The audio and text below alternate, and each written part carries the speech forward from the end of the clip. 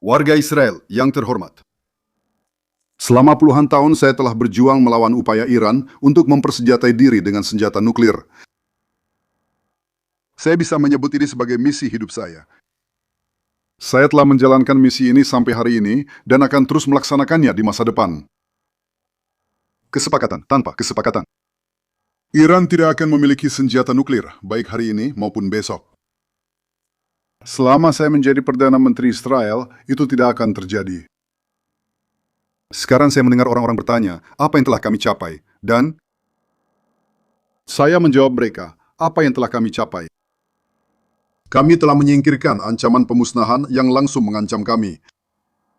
Bersama dengan teman-teman Amerika kami melancarkan serangan udara terbesar dalam sejarah Israel. Kami menetralkan para ilmuwan nuklir, mengeliminasi para pemimpin rezim teroris, dan menghancurkan fasilitas nuklir. Kami menghancurkan rudal-rudal dan sebagian besar pabrik yang memproduksi rudal. Kami menyerang banyak infrastruktur dan infrastruktur militer. Kami menghancurkan angkatan laut mereka, angkatan udara mereka. Kami menyingkirkan komandan pangkalan yang telah membantai rakyat Iran. Kami menyebabkan kerusakan besar. Kami memperkirakan itu mencapai ratusan miliar dolar. Ada yang memperkirakan jumlahnya mendekati 1 triliun dolar. Kerusakan besar pada ekonomi Iran yang membutuhkan waktu puluhan tahun untuk dibangun. Tapi inilah yang paling penting. Yang paling penting adalah kita telah menyelamatkan negara Israel dari ancaman pemusnahan nuklir. Karena perlu dipahami, Iran sedang berlari menuju senjata nuklir tepat sebelum semuanya dimulai. Mereka berlari menuju senjata nuklir dan bergegas menubur industri nuklir dan industri rudalnya jauh di bawah tanah. Jika kita tidak bertindak, pada saat kita bertindak, kita semua akan berada di bawah ancaman itu. Dan bahaya pemusnahan penduduk Israel itu telah kita jauhkan dari kita selama bertahun-tahun. Itulah yang berhasil kita capai. Kita telah menyelamatkan negara Israel dari kehancuran. Tapi saya katakan kepada kalian, warga Israel, perjuangan ini belum berakhir dan belum selesai. Kita harus tetap waspada, terus menjadi kuat dan tegas, membela diri kita sendiri selama diperlukan. Apakah itu benar? Bukan hanya terhadap Iran, ini juga berlaku terhadap proksi-proksi teror Iran yang telah kita lawan dengan cara yang belum pernah terjadi sebelumnya. Kita telah melakukannya di Gaza. Kita telah melakukannya di Lebanon, di Suriah, di Yaman. Kita telah melakukannya di kamp-kamp pengungsi di Yudea dan Samaria. Kita telah melakukannya di mana-mana. Kami telah menyingkirkan Deif, Haniyeh, dan Sinwar. Bersama dengan banyak pemimpin Hamas lainnya, sebenarnya hampir semuanya. Semua yang terlibat dalam pembantaian mengerikan itu. Saya rasa masih ada lagi, dan dia juga akan disingkirkan. Kami telah menghancurkan ribuan teroris dan banyak infrastruktur teroris. Kami telah membawa kembali semua sandera kami dari Gaza sampai yang terakhir. Tidak ada yang percaya kami bisa melakukannya, tapi saya percaya. Mereka bilang pada saya, Perdana Menteri, kita harus menyerah, jangan masuk ke Rafah, akhiri perang, mari kita bawa para sandera, mari kita gambarkan penarikan kita dari Gaza sebagai kemenangan. Saya tidak menerima kata-kata bodoh itu. Kami masuk ke Rafah, kami masuk ke kota Gaza meskipun banyak yang tidak setuju, dan kami membawa kembali semua sandera sampai yang terakhir. Dan bukan hanya itu saja, kami meledakkan pagar, menyingkirkan tiran Nasrallah, mencegah invasi pasukan Raduan ke Galilea, menghancurkan sebagian besar dari 150.000 roket dan misil yang dibangun Nasrallah untuk menghancurkan kota-kota Israel. Kalian ingat apa yang dikatakan kepada kita? Jika kita bertempur dengan Hizbullah, kita akan kehilangan puluhan ribu nyawa. Gedung-gedung akan runtuh di Tel Aviv, Haifa, Yerusalem, Beersheba. Kota-kota Israel akan menjadi puing-puing. Kalian ingat itu? Saya tidak menerima itu. Kami melawan mereka. Dan bagaimana kami melawan? Kami juga merebut posisi-posisi kunci mereka, seperti Abu For, dari mana Hizbullah selama bertahun-tahun mengancam komunitas di utara, bahkan seluruh negeri. Dan pada saat yang sama, kami melakukan hal lain. Kami membangun zona keamanan yang dalam di sekitar negara Israel. Kami melakukan ini di Gaza, di Lebanon, di Suriah, di mana, omong-omong, kami telah menghancurkan semua senjata milik tentara Assad yang merupakan mata rantai utama dalam poros kejahatan. Dan saya ingin memperjelas, kami akan tetap berada di zona-zona keamanan selama diperlukan untuk melindungi negara kami. Karena setelah 7 Oktober, saya menetapkan prinsip yang sederhana, Israel tidak akan mengizinkan organisasi teroris menetap di perbatasan kami, menggali terowongan teroris, memasuki wilayah kami, atau mempersiapkan pembantaian di dekat warga kami. Hari ini, para prajurit pemberani dari pasukan pertahanan Israel berada di antara para teroris dan warga kami. Dan sebenarnya yang kami lakukan adalah mengubah seluruh doktrin keamanan kami. Kami juga mengubah diri kami sendiri. Kami telah mendobrak tembok ketakutan. Kami mengambil inisiatif, menyerang, mengejutkan, dan menghantam mereka yang ingin mencelakai kami. Israel lebih kuat dari sebelumnya, dan poros kejahatan Iran lebih lemah dari sebelumnya.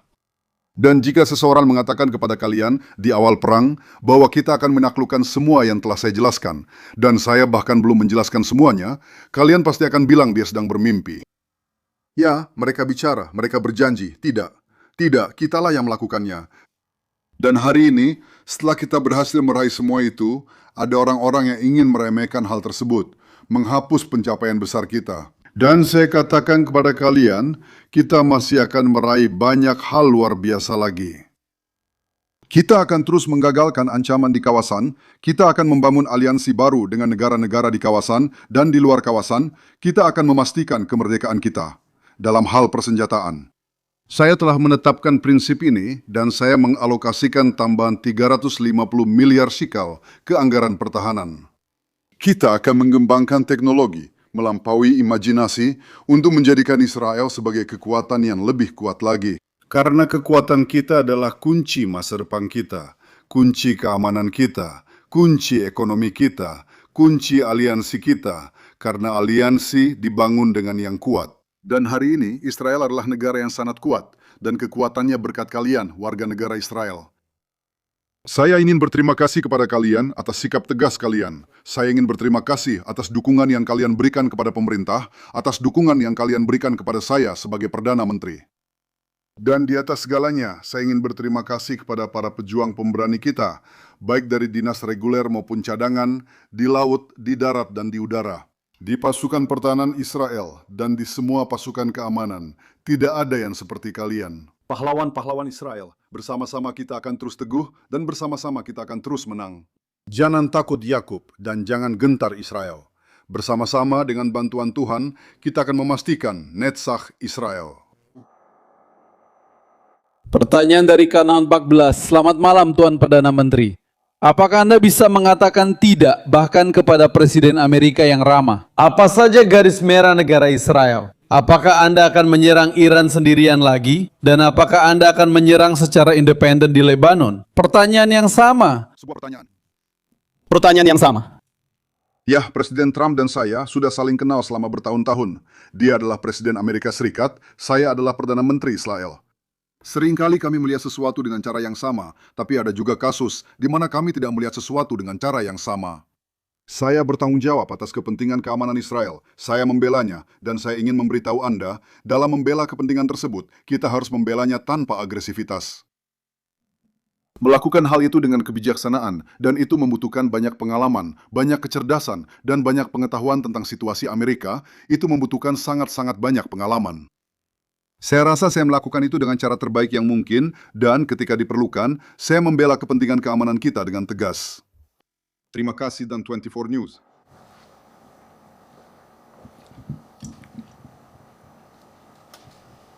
Halo Pak, saya ingin bertanya, apakah kita memenangkan perang yang Anda sebut sebagai perang kebangkitan? Dan jika tidak, apakah konfrontasi berikutnya dengan Iran hanya masalah waktu? Saya rasa apa yang kita lihat hari ini, situasi kita dalam perang kebangkitan, pada 7 Oktober sama sekali tidak bisa dibandingkan dengan kekuatan kita saat ini. Kami telah menghantam musuh-musuh kami telah mematahkan poros Iran, poros teror Iran.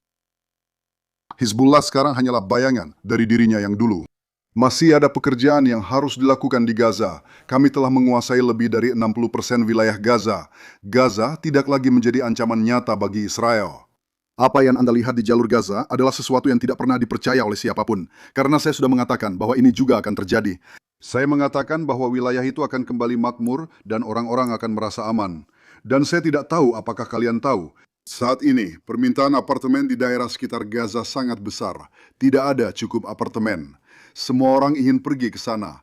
Kenapa mereka ingin pergi ke sana? Karena kami benar-benar berhasil meminimalkan dan menghancurkan ancaman itu, serta menghadirkan kemakmuran besar. Itulah yang akan kami lakukan juga di utara. Saya tahu, saya mengunjungi utara. Saya berada di Slomi beberapa hari yang lalu. Anda bisa melihat sikap luar biasa dari masyarakat di sana, para penduduk utara, sekaligus kesulitan yang mereka alami. Dan saya menyadari hal itu, tapi saya sudah mengatakan kepada mereka, kepada para pemimpin di sana. Saya mengatakan, apa yang telah kami lakukan di Gaza, dan tidak ada yang percaya bahwa kami akan melakukannya.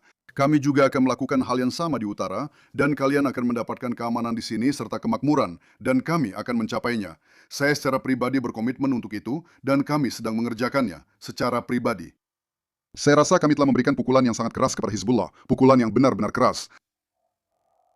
Hari ini, dari 150.000 misil itu, hanya tersisa 8 saja.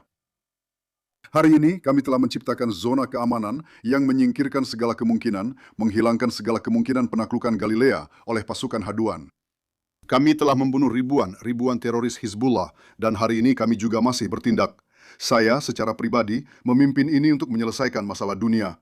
Mereka menyebutnya drone peledak, dan kami sedang menanganinya. Kami sudah menerapkan solusi di lapangan. Dengan bantuan Tuhan, kami akan ada di sana.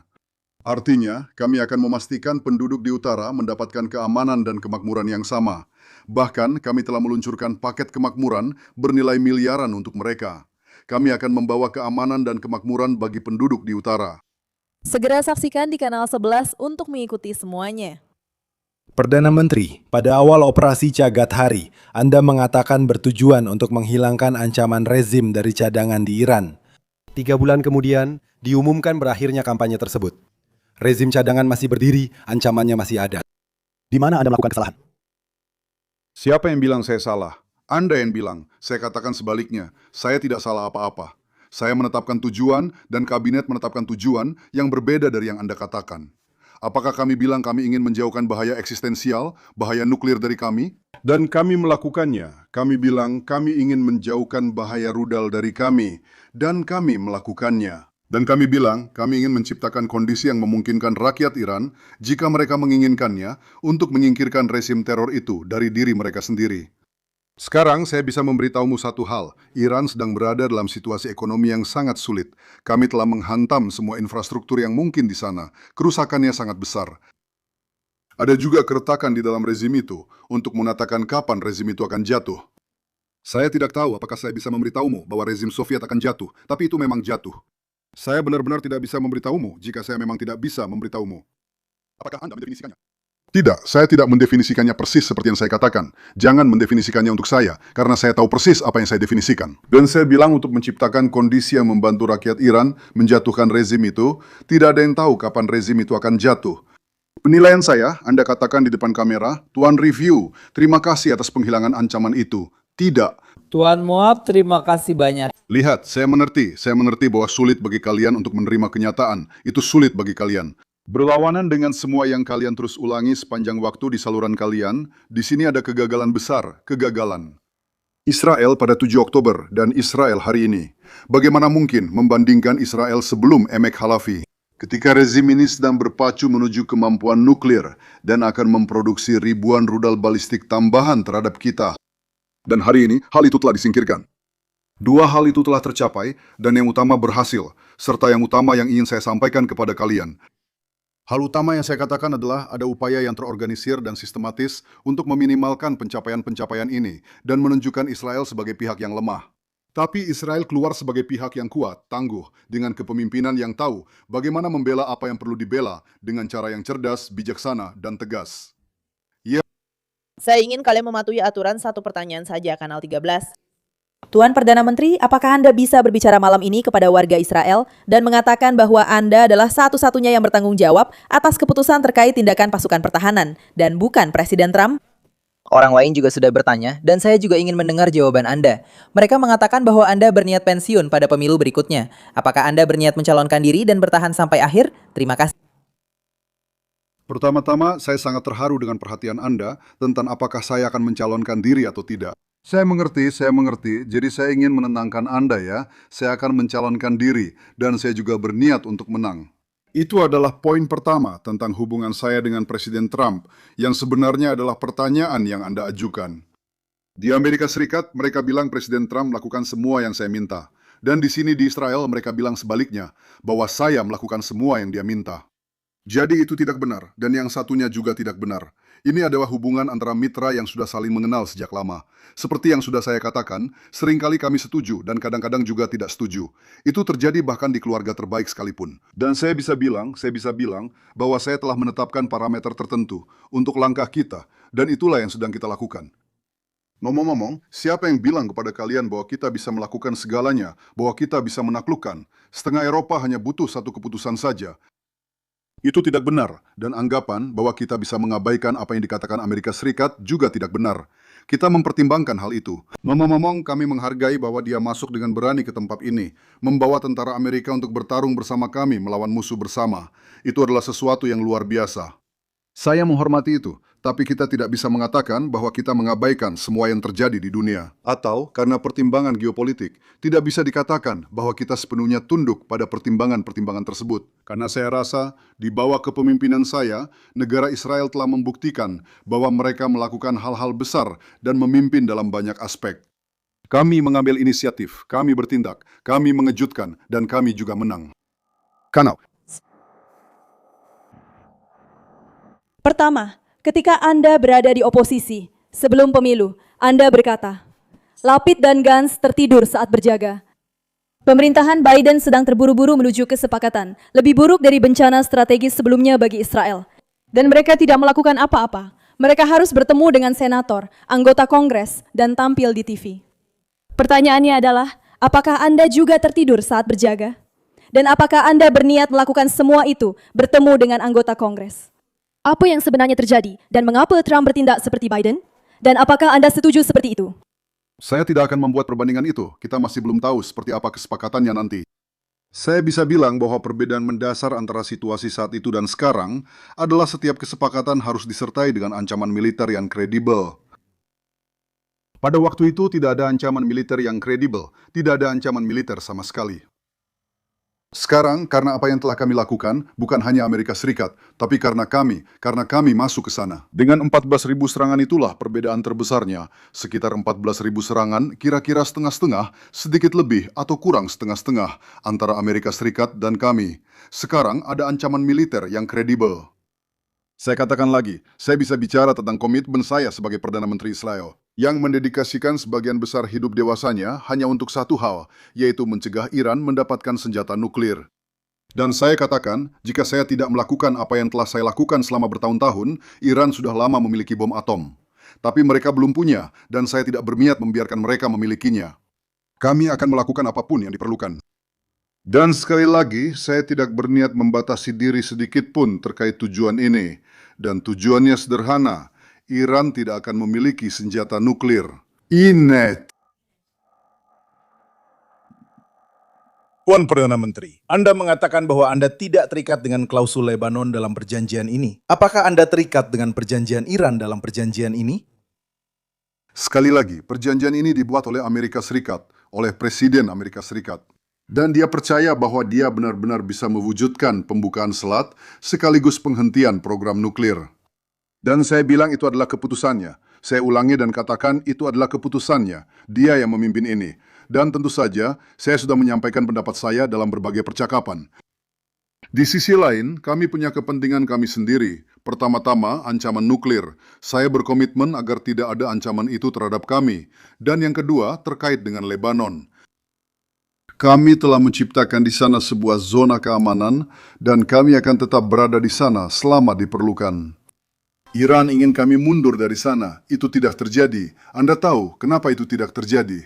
Di antara hal-hal lain, karena saya mempertahankan posisi yang sangat-sangat tegas, saya sangat-sanat bertekad dalam hal ini. Dan saya rasa teman-teman Amerika kita menghormati ketegasan dan sikap tegas tersebut. Kami tetap berada di sana karena kami perlu melindungi penduduk di utara, dan ada juga alasan lain. Bagaimanapun juga, kami ingin mempertahankan, dan kami sedang berupaya untuk mempertahankan kebebasan bertindak kami. Dan jika mereka datang menyerang kami, atau berusaha menyerang kami, seperti yang terjadi hari ini. Hari ini kami berhasil menyingkirkan 4 teroris, 2 pengendara motor yang mendekati pasukan kami dengan cara yang mengancam, berhasil dilumpuhkan. Lalu 2 teroris lagi.